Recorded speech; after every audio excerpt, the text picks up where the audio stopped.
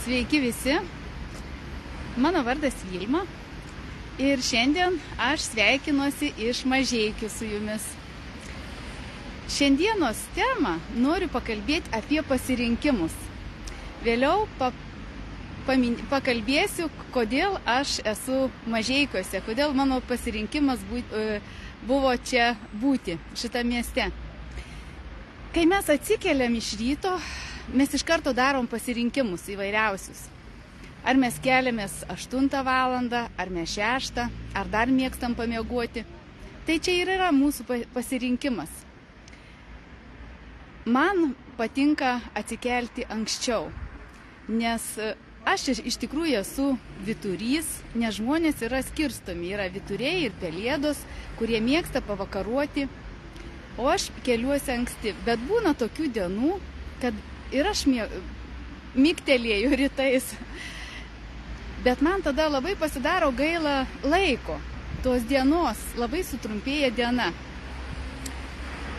Tai toliau kalbant apie pasirinkimus, jeigu žmonės yra, sakykime, pelėdos ir mėgsta vakare pavakaruoti, tai gal ir visai smagu, kokį penktadienio vakarą, šeštadienį, bet kasdienybėj tai nėra gerai.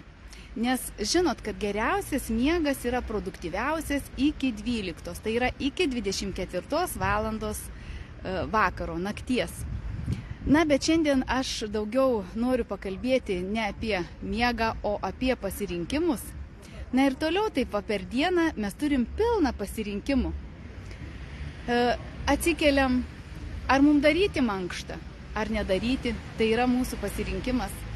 Kokį maistą valgyti, ką rinktis, tai irgi yra mūsų pasirinkimas.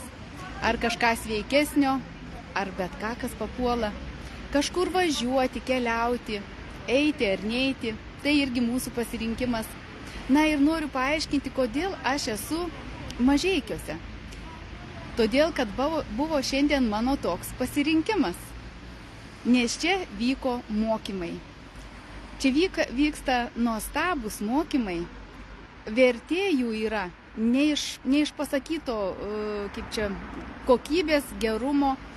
Ir čia aš gaunu be galo daug žinių. Turbūt esat girdėję, kad žmonės už mokymus sumoka netgi dešimtimis, šimtais, o kartais net ir tūkstančiais. O čia yra tokie vertingi mokymai ir, galima sakyti, nemokamai. Mažas minimalus mokestis už salės mokestis. Tai čia taip yra, tokia vertė yra, bet čia irgi yra mūsų pasirinkimas. Gal kiti sakytų, va, šeštadienis, aš noriu būti su šeima, galbūt kitokių reikalų prisigalvojam. Ir taip per gyvenimą mes darom pilną pasirinkimų įvairiausių. Tad šiandien galbūt tiek.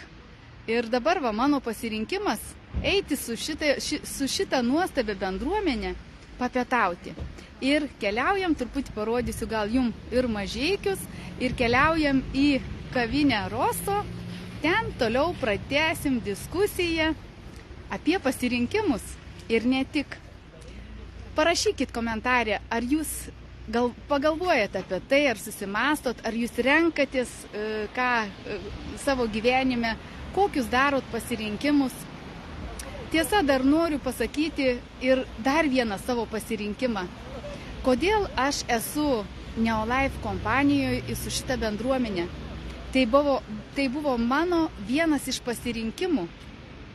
Vos nepamiršau aš jums pasakyti. O buvo taip, galėjau rinktis sportą, galėjau eiti į treniruotę, bet pakvietė sužinoti apie Neolife produkciją. Ir aš tada rinkausi, ar man eiti pasimankštinti, pasportuoti, ar tiesiog nueiti pasiklausyti apie tos, ką kalbės apie šitos produktus. Ir nulėmė, ačiū Dievui, sveikas protas, ar kažkokios aukštesnės jėgos įtakojo, kad aš nuėjau išgirsti.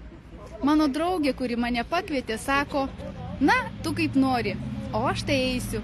Ir tada pamaniau, gal tikrai nenukenties vieną dieną, kad nenueisiu pasimankštinti.